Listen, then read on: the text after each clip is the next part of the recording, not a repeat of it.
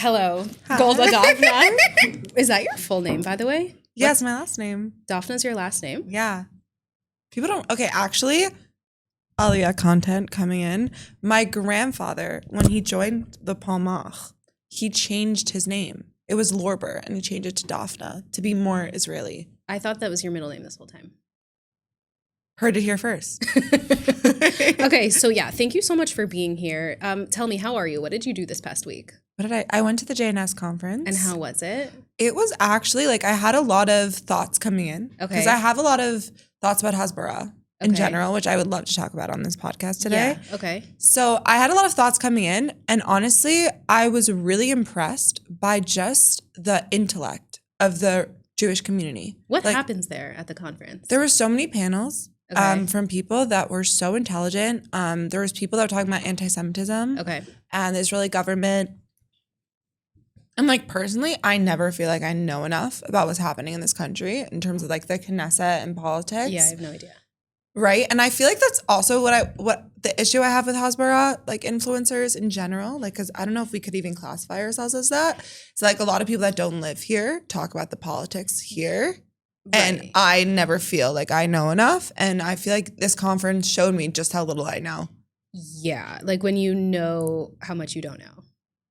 Well, it says, is it Pirkei Avos?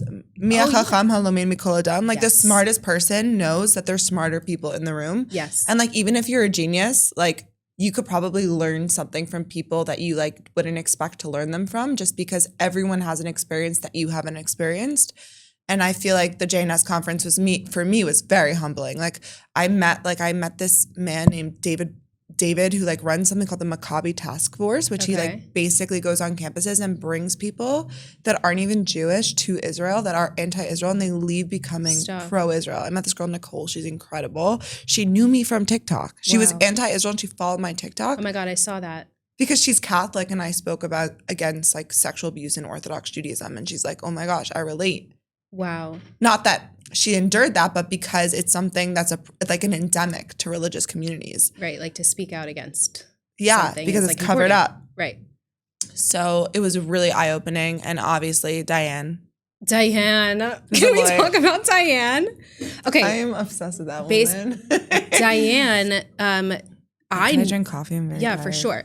Diane, I mean, she's from Law and Order. Yes. And she was like the main lawyer in Yes. Law and Order, my favorite show. Yes. And what was her story? She like moved to Israel and she's like this huge advocate for Israel and she like loves us. Yes. Yes. Like how amazing is Cassie that? Novak. It was her name, just in case Oh you didn't my know. God. Like, you know what my favorite thing about SVU is? In SVU, the bad guys never get away with it. And Diane and I were talking about how like that is like the opposite is true in the day, like where we live today. Like the protagonist of the story rarely is labeled as they are. They're always the villain. Is that interesting? Like Israel, for instance. Oh, you're saying like Israel is labeled Just in as, general, like I feel like in our world, and why your platform is so important is because there's so much darkness, and like light is so overtaken by it. And I think that the SVU is a very big comfort show for me because darkness never overpowers light. You have Cassie Novak leading the way for justice. And now that she's advocating for Israel, It's like poetic won. justice. Yeah, it's Yeah, amazing. thank God. Okay, so you enjoyed the JNS conference. Did you meet Bibi? I actually was in the army that day, Oh which my I felt God. like was more important than meeting Bibi. Yeah. No, No you're offense doing to God's Bibi. work. No, I think Bibi would agree, actually. Yeah, probably. I think Bibi would be like, writing that paper on tourniquets that you've been writing for 2 years was more important than meeting with me. Whatever you're doing for Israel in the army, you're saving people's lives. You're doing the most incredible work you could ever do as a Jew. My unit actually saved 400 soldiers in this war. The That's- Swords of Iron War. Well, the war within the war. I don't know which war we're on. I don't know either, the first but war that sounds incredible. that broke out on October 7th, 2020. What is your unit? Can you talk? Let's back up. Can you talk about your unit, and can you talk about how you even got to Israel in the first place and why you decided to draft?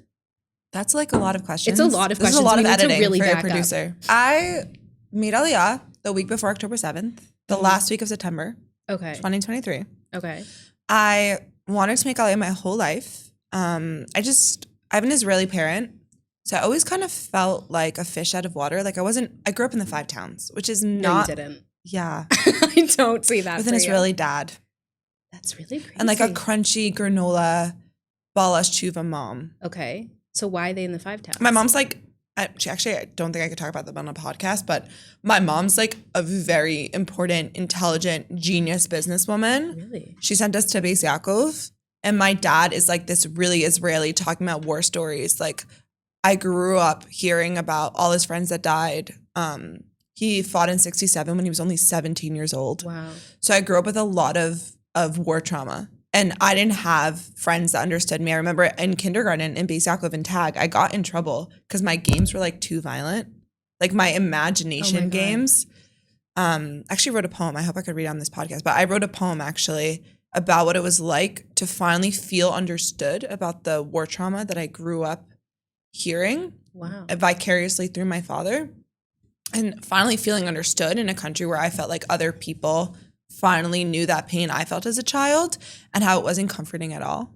Like I wrote a poem about it. Wow. Yeah, hopefully I could read it when I get my phone back from your husband because he's taking behind the scenes photos. But so I always wanted to move back to Israel. And when I was in college, I went to Columbia.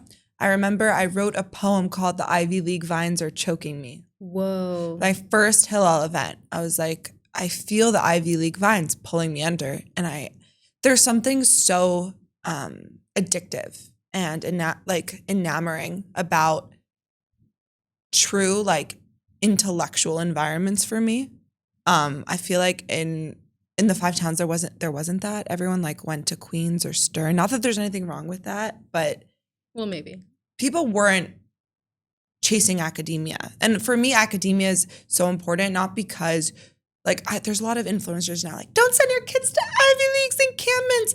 But I think there's something really important about being in that room, and not only being in that room, but intellectually challenging yourself. Being the smartest person in the room in the 5 towns doesn't matter when you're in Columbia in a classroom with people from Turkey that are the valedictorian that like literally know multivariable calculus from the age of 11. Do you know what I mean? Like that really taught me about just how smart people are and how I wasn't even the tip of the iceberg of intellect. And it was a really humbling experience for me and really important lesson that I needed to learn.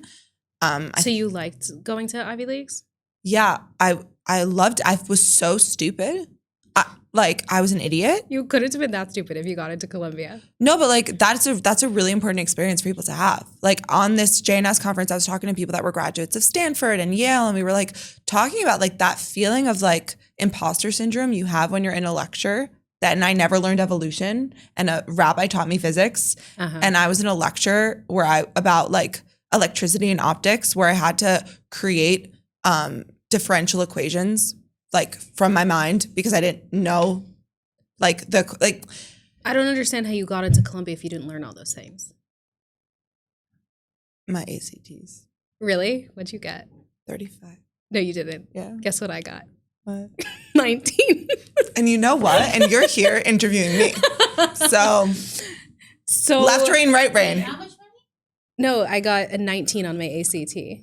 Out of 36, and she got a 35. You don't have to anymore. But I super scored it though. I did horrible, by the way. I don't know what that like means. I took it twice. Oh, so I only took it once because I thought it was so dumb. So I just wanted to take it once to just get a score. Well, I feel like I'm not being really eloquent. Okay, yeah. Anyway, we were continuing what we were saying. So I was in college. I really wanted to make Aliyah. Like that was always the plan. But wait, that was before October 7th. So what was it like going to Columbia? Like before October 7th with the anti-Semitism. That's what I wanted to say about the Hasbara. Okay, tell me. I'm so ADHD. I'm like, no, I want to say this. I just want to say, in those days, I just want to say, like, follow Hilos, follow Adiel. Like, in those days, Hasbara and Hasbara TikTokers, the OGs, I say, we didn't have a paycheck. We didn't have galas. We didn't have fundraisers. We weren't flown into the JNS conference, which I love. Thank you so much for having me. But there was, like, almost, like, a different spirit to it.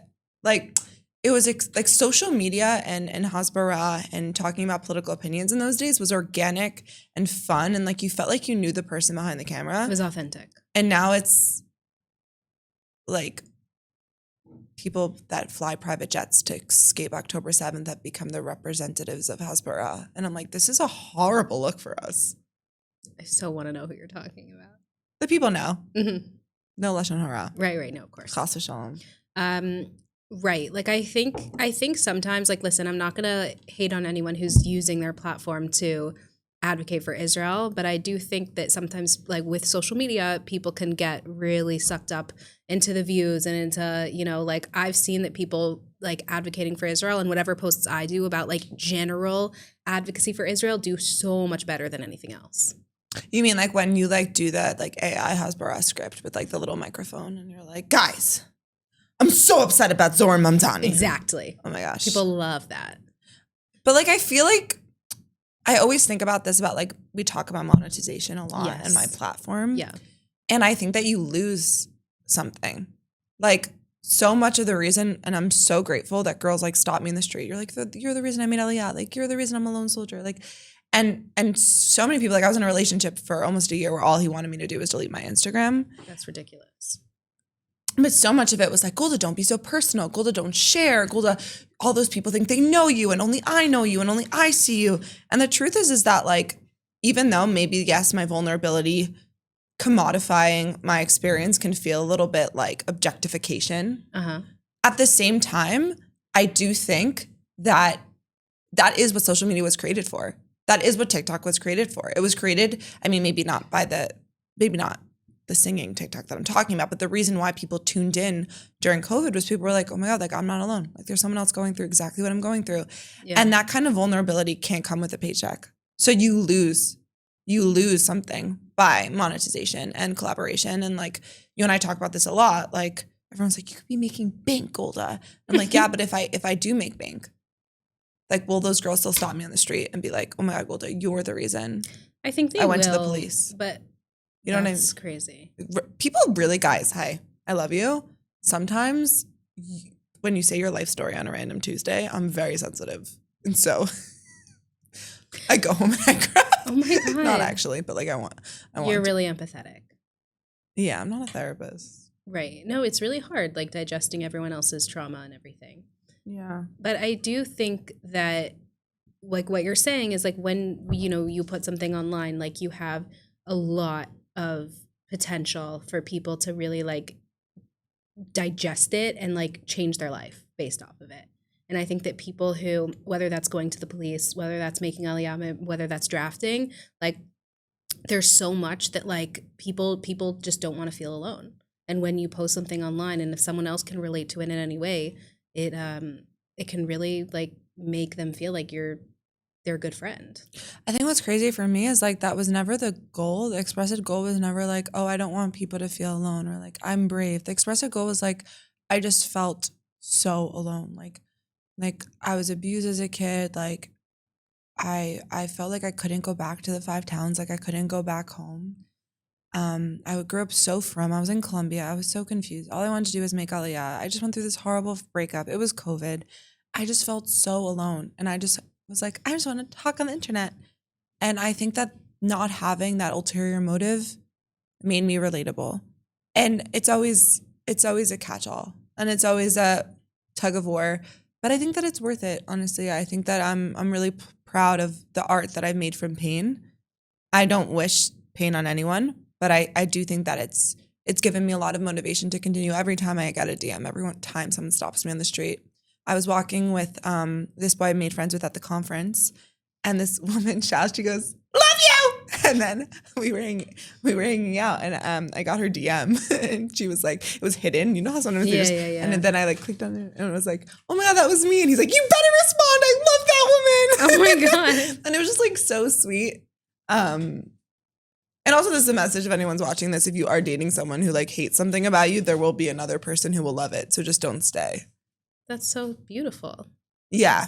No, it's crazy. I literally was in a relationship for a year and then we talked for months after, and his expressed goal was for me to delete my Instagram, delete my TikTok, not be a public figure. That's really bad because I feel like that's who you are. And it's your strength. It's like one of your biggest strengths. I think it's insane sometimes that like I, for like a year, was posting on the internet and people were saying, you're so inspiring, you're so amazing.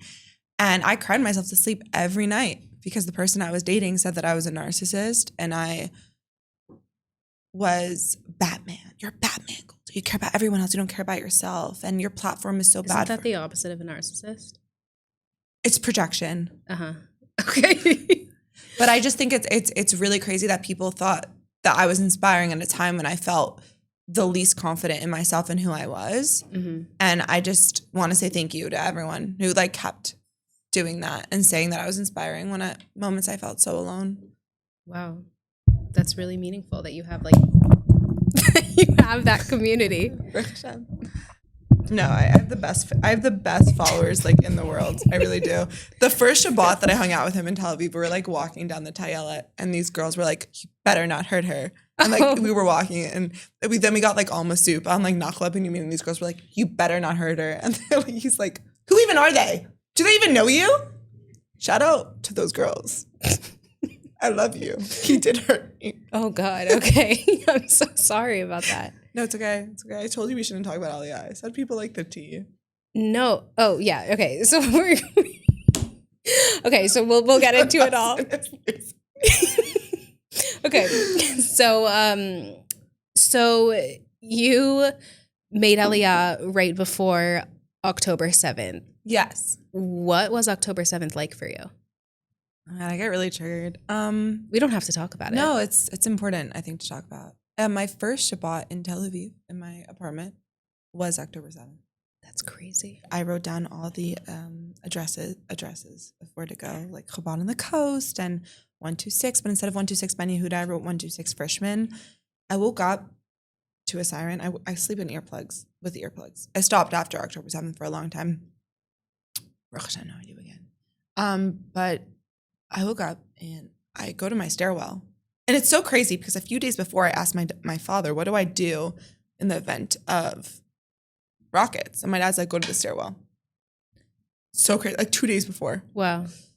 We have us women, we know. We have intuition. I ran and I asked, like, there was like this, they were foreign workers, I think. I don't know, like this like older woman and her son. And they're like, there's a war. I was like, okay, sure. Like, whatever. Like, you think there's a war. I go back to sleep. I go and I leave to walk to 126 Frishman instead of 126 Ben Yehuda. God. And the streets are empty. And I felt, I'm a biomedical engineer. I learned about epigenetic trauma in college.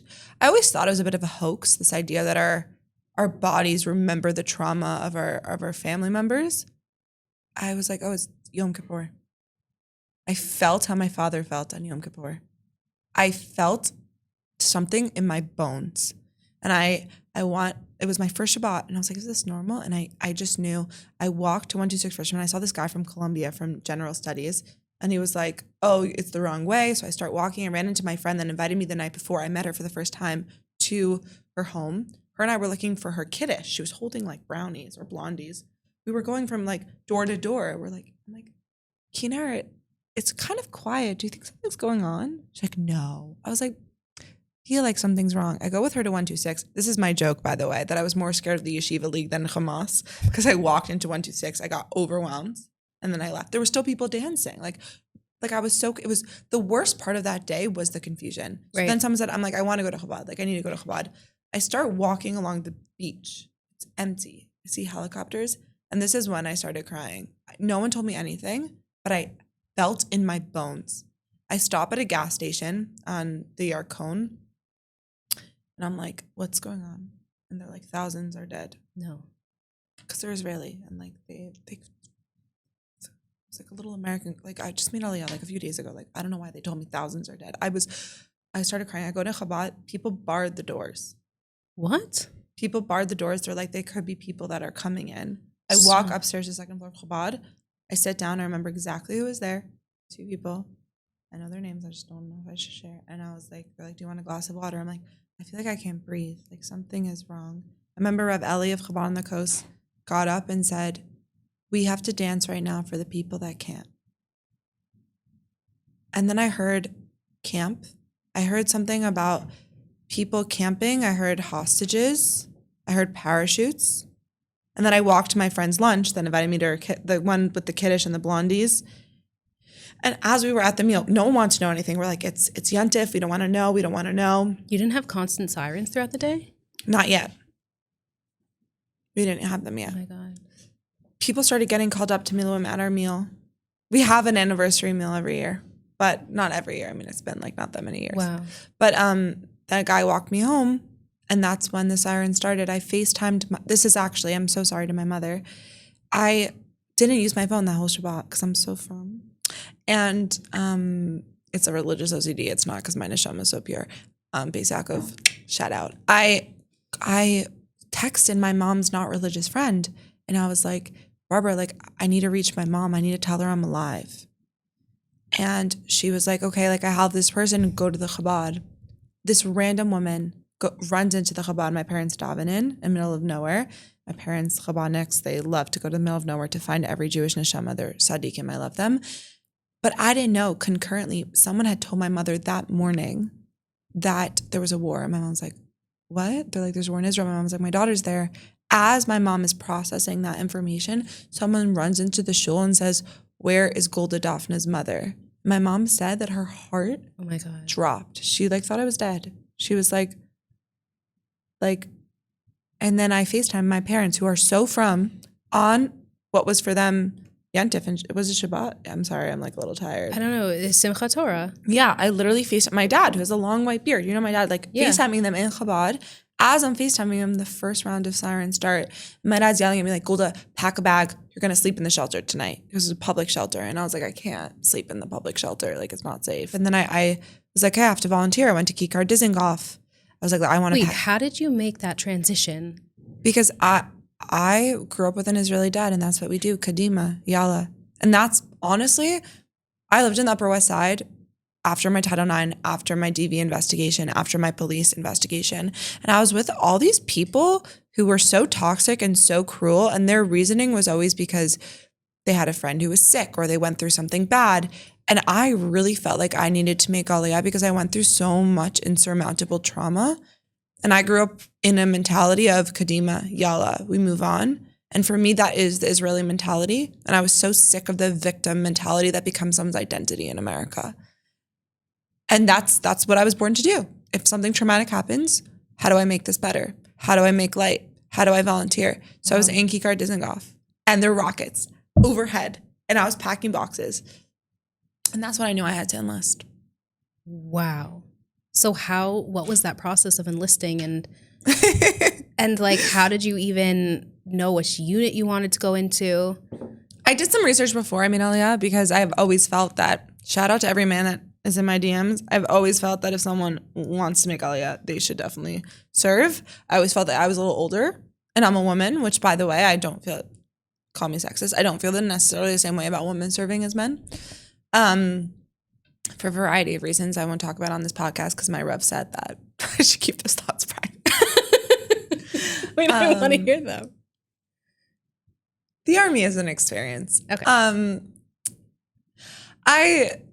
I called Maytav every day, and every day I called them. Like, what is Maytav? Maytav is the Army recruiting office. I was too old, so then I was called for an interview to prove that I'm not crazy. Okay. Fun fact, I think anyone who enlists in a foreign military by themselves is probably a little psycho. Right. But a good kind of psycho. That's why we have this podcast. That's a really good name for a podcast. A good kind of psycho? Yeah. Like, I love when men call me crazy. It's like, okay. Thanks. Baruch Hashem, I have personality. Like, I didn't realize that when women aren't boring, we just call them crazy. But actually, I did realize. That's so like Taylor Swift coded. I do have an Instagram called The Jewish Taylor Swift. Really? Yeah. It's private, though. Yeah. But I write songs, so. Do you? Do you sing? Yeah. I've never heard you sing. Okay, show me after. I went to like a Haredi performing arts camp. I'm in Judaica Plus. I'm in like the movies at Judaica Plus. Oh my God. Kol Neshama. Shout out Robin Garbos. Sure. The Heart That Sings. You could watch it online. It's like a Holocaust. Obviously, I went to Jewish camp for children and we made a movie about the Holocaust because why wouldn't we? Ashkenazi core. Okay. What were we talking about? Your army. Right. Maytav. This coffee, thank you so much. Right, so I call Maytav. Okay. Called Maytav every day. And I was called months later to go to the Tel Aviv and to prove that I'm not crazy. Uh-huh. I met a lot of friends. We actually have a group chat called Waiting Room because I went to the wrong floor. Everyone was sitting there being quiet. I'm like, hey guys. And I made, you know me. Did you open that group chat? Yeah. You did it. Right. Right. Sure.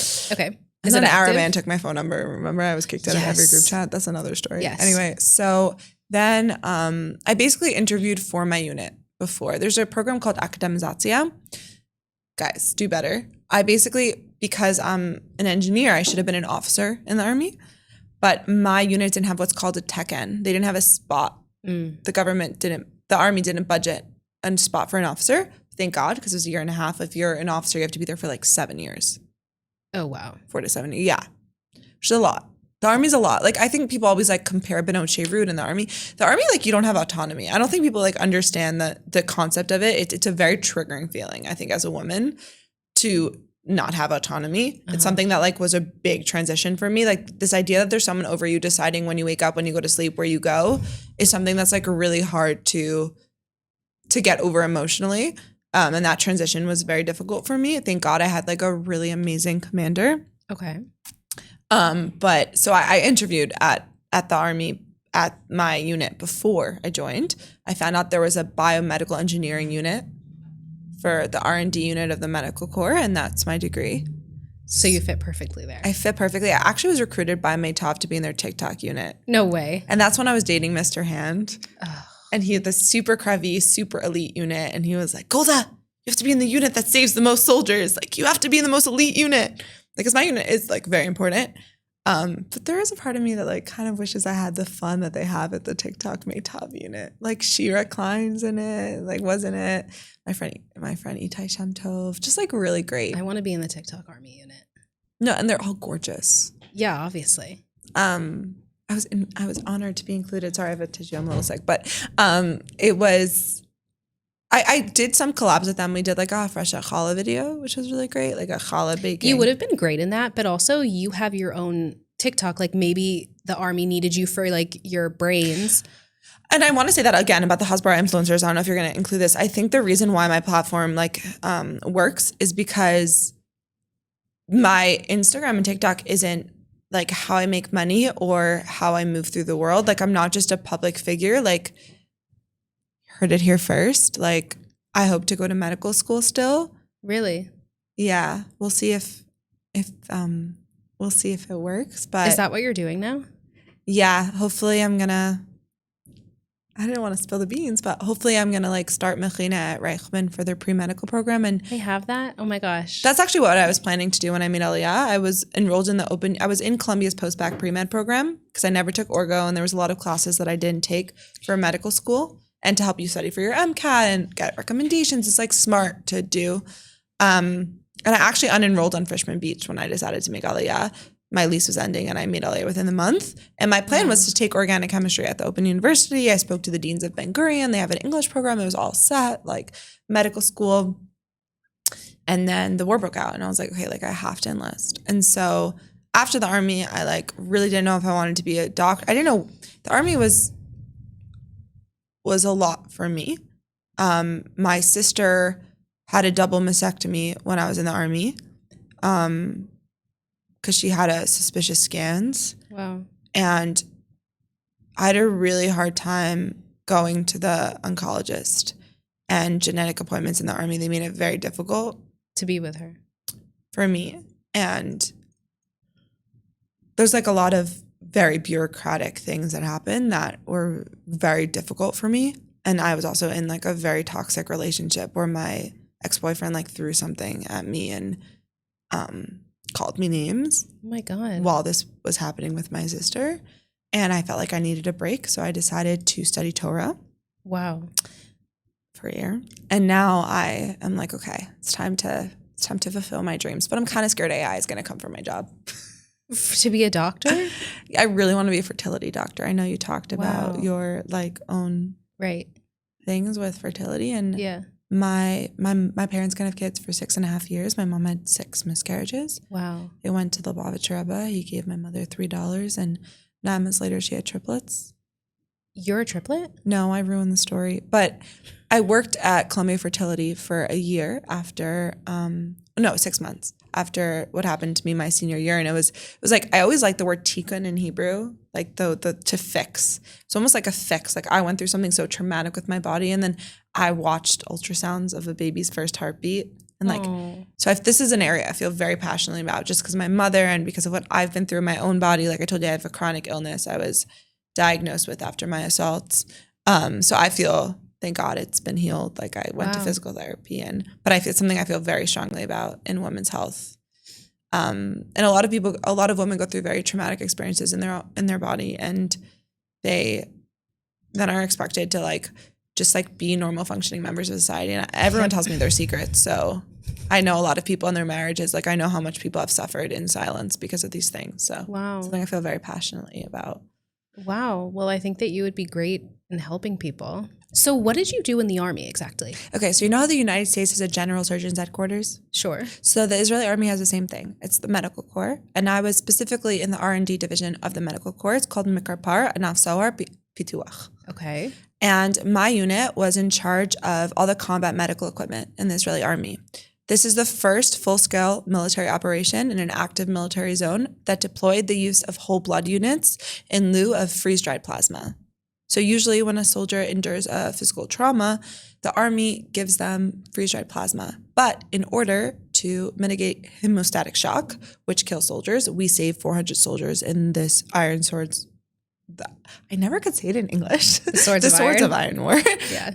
As of March. So probably more since then, we deployed whole blood units. My job specifically in this process was streamlining the supply of these whole blood units into the field of combat. So we did experiments with drones, with coolers, or fridges, and blood has to be between 2 and 6 degrees Celsius. So using incubators and temperature probes, ensuring we could mimic the environmental profile of a personnel carrier or a drone, or any environment in which the blood would be transported, that the coolers would maintain, or the fridges would maintain this critical temperature. And people didn't realize that I did this. But we also outfitted every personnel carrier into an ambulance.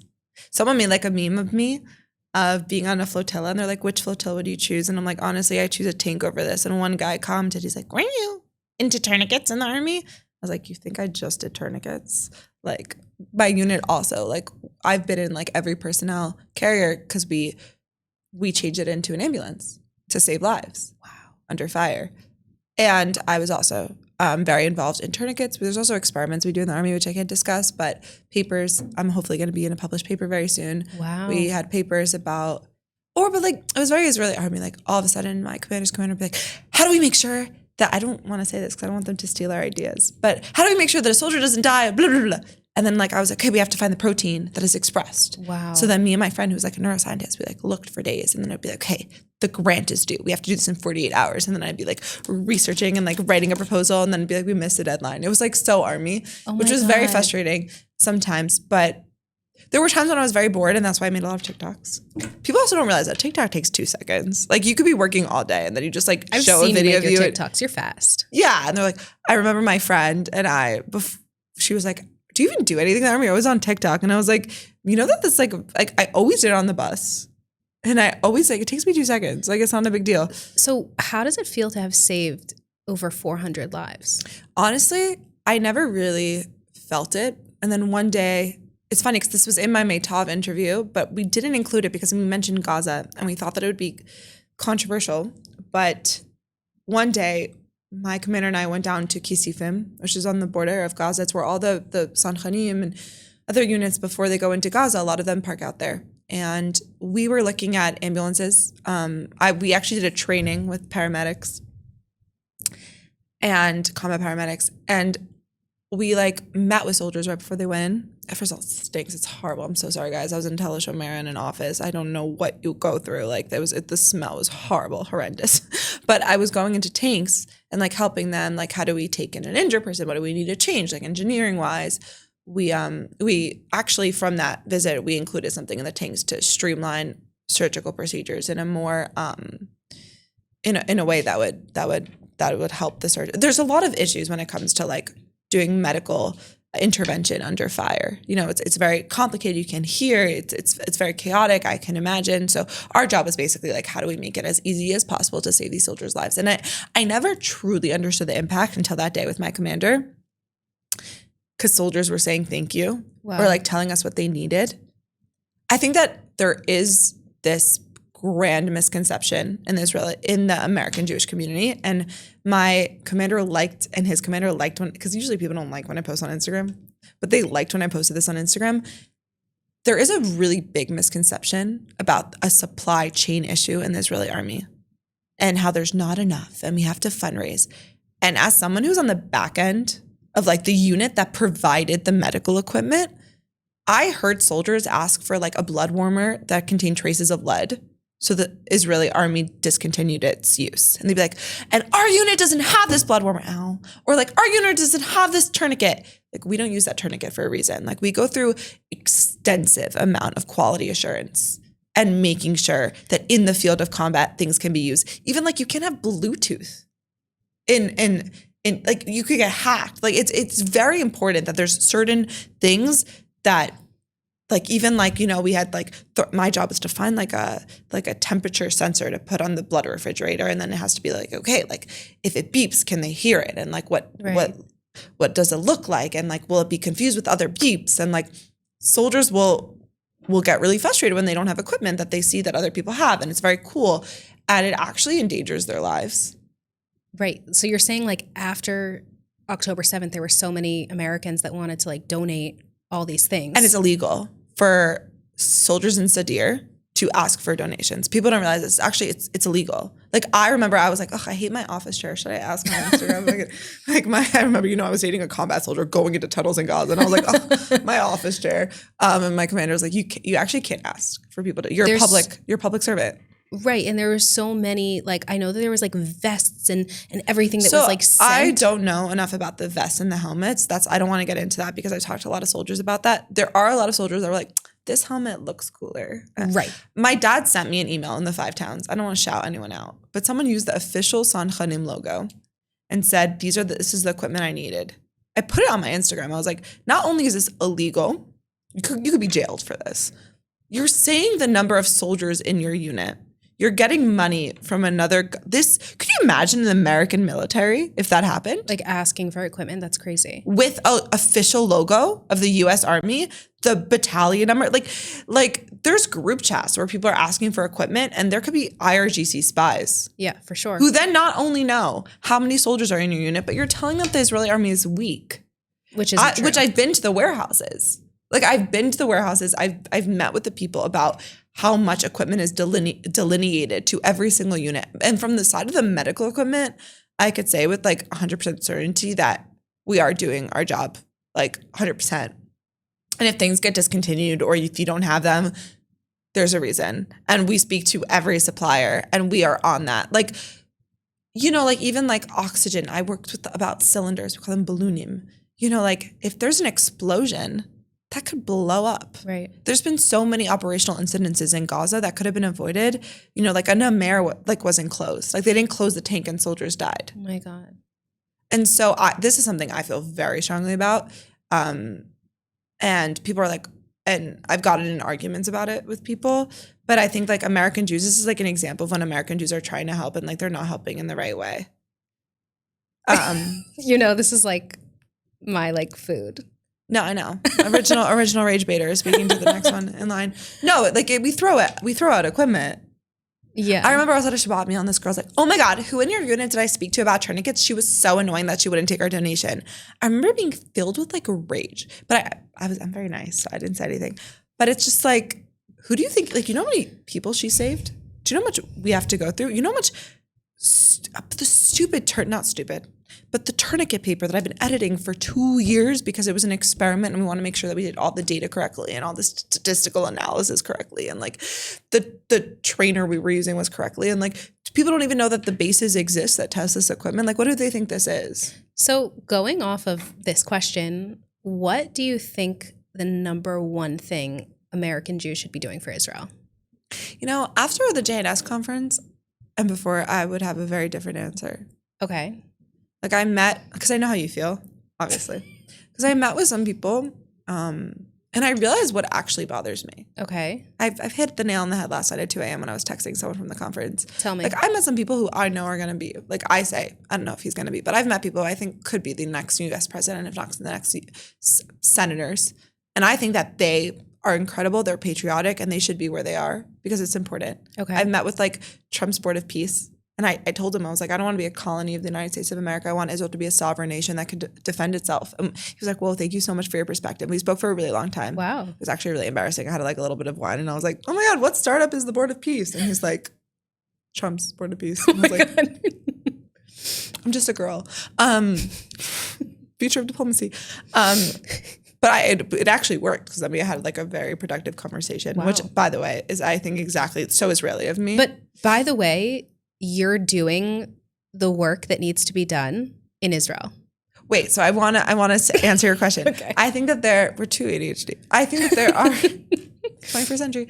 I think that there are people that need to be in the US. I do think that there are people that are strategically the same way that I think people still need to go to Ivy Leagues. I disagree with every influencer that never went to an Ivy League themselves saying don't go to an Ivy League. Okay, I'm still butthurt you didn't get in. Like that's weird. There should be Jews in every single place.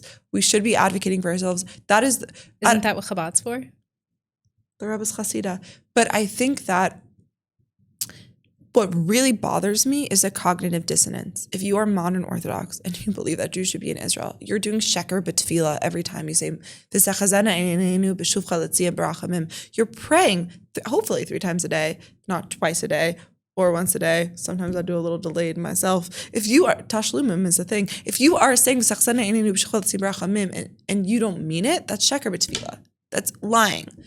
That's what bothers me in the cognitive dissonance. Like I met people at JNS who believe in America, who are patriotic. It's an alliance. It's supposed to be 2 great nations working together for each other's security, the same way that I hope that, and that's what Mashiach is, right? Like all the countries are going to work in tandem, hopefully, and Iran will be free and we won't have an IRGC. I mean. But like that is the purpose is to like be in those rooms and make sure that those alliances occur, make sure we're in Or L'Gaim.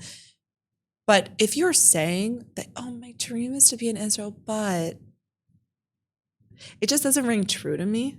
And like, again, like my parents are taking care of my grandparents. Like I do think there are people and there are reasons why people are not in Israel. Like if you are a true patriot, I believe in like this boy that I met at the conference. I really think is going to be the next United States of America. You have to have him on your podcast, the president. But like they really believe in America. They believe in the American dream. They believe in goals. They believe in democracy. They want to help Israel because they believe that Israel's a democracy. I don't want to help Israel because I believe Israel's democracy. I was literally saying this to this person. I was like, I'm a religious Zionist Jew. I would love Israel if Israel was under the Ottoman Empire. Yeah.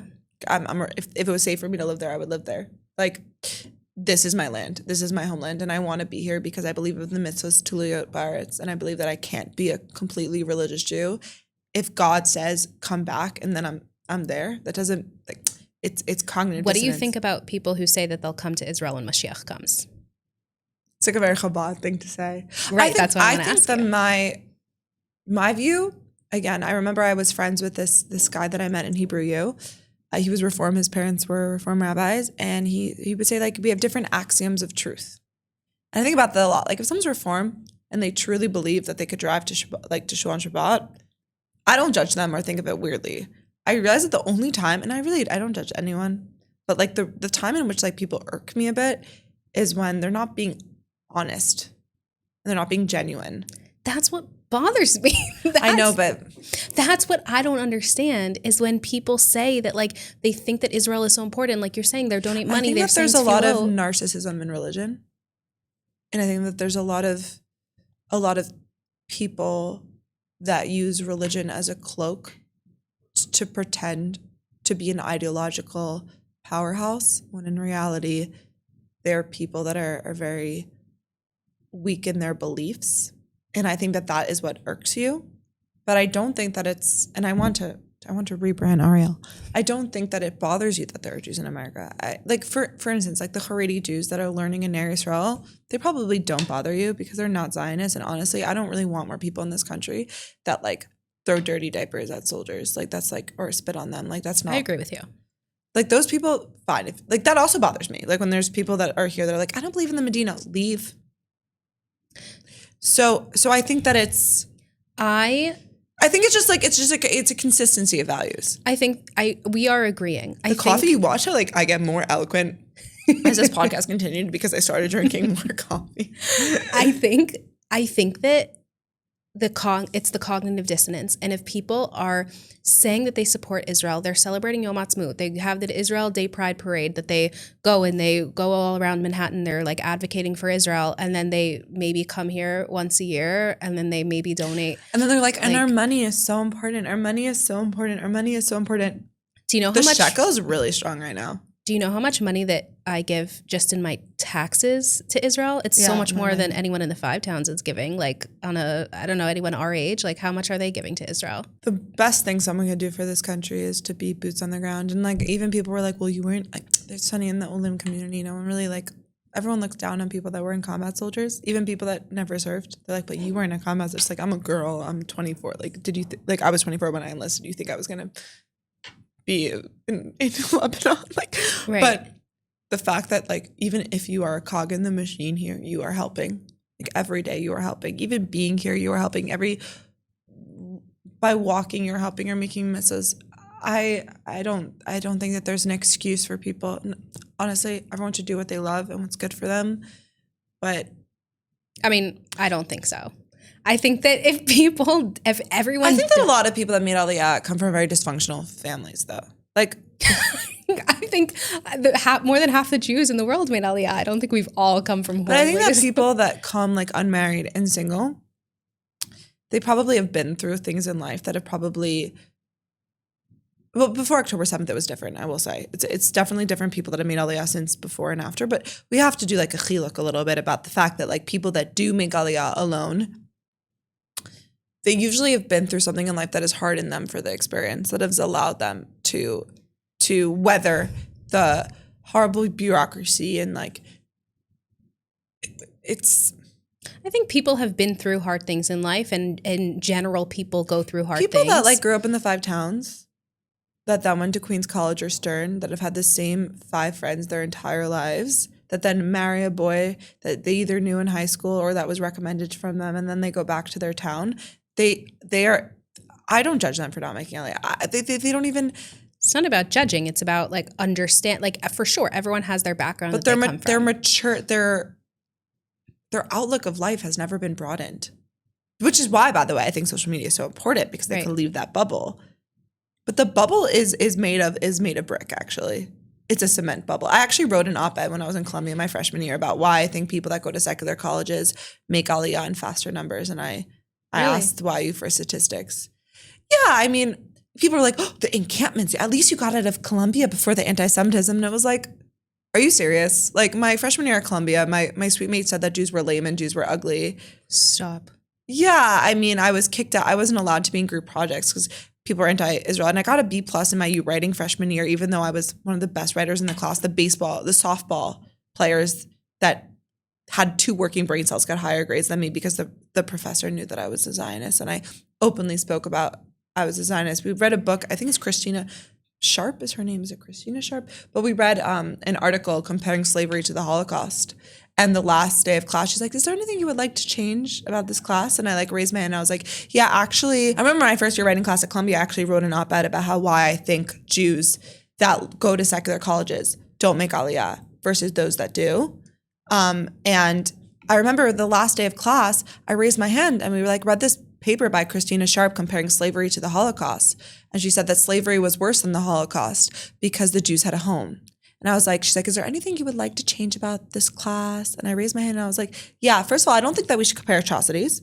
And the second thing is the Jews didn't have a place to go back to because when we did come home, you don't think we belong here.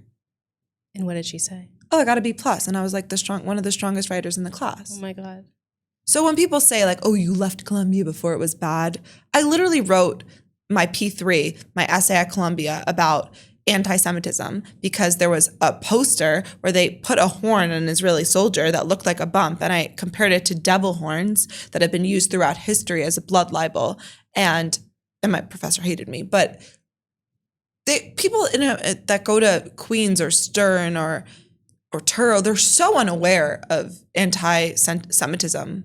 They say or anti-Israel sentiment and how pervasive that has been long before the encampments. Like the ground was fertile, and they're so unaware. And so, do I judge them? No. But do I think that Jewish people in America should never live in seclusion, and that if you do argue that you should be in America, you should be in every room, and there should be Jewish representation in every room. And like, it's not, JNS really inspired me about this. It's not about defeating anti-Semitism. It's about teaching people what being a Jew is. Wow. And we're supposed to be people of the book. We're supposed to be intellectual people. We're supposed to be academics. We're supposed to be out in the world. And this idea that Jews in America have completely secluded themselves, and people are saying, don't go to Columbia, don't go to Penn, don't go to, so there should be dumb Jews. Like, I think that's a horrible idea. So that's the tea. Okay. Well, for coffee. Golda, thank you so much for coming on my podcast. Thank you for having me. Such a pleasure. And hopefully you'll come back and I'll see you again. And I think you're incredible. And I just want to say, like, we talk about this a lot, like, as Jewish girls in the content creation world, people like to talk about us a lot. Yeah, they do. And whenever anyone mentions Ariel, or I told my friend Jeremy, he's a guy, Gishmak Herring, who had, the second someone says someone's name, I'm like, they're my friend. And I just think that there's like this idea that because we're in the public, like, we've never met, we've just talked about this. Like, I'm just like, just ignore them, just ignore them, just ignore them. Sometimes we distill our messaging or we distill our brand to a few words or rage bait. But that's like not who we are. It's just to like get out a message that we want to get out. We're actual people too. Just because you're not brave enough to get behind a camera and make yourself vulnerable doesn't mean that you have to knock down the people that are. Yes.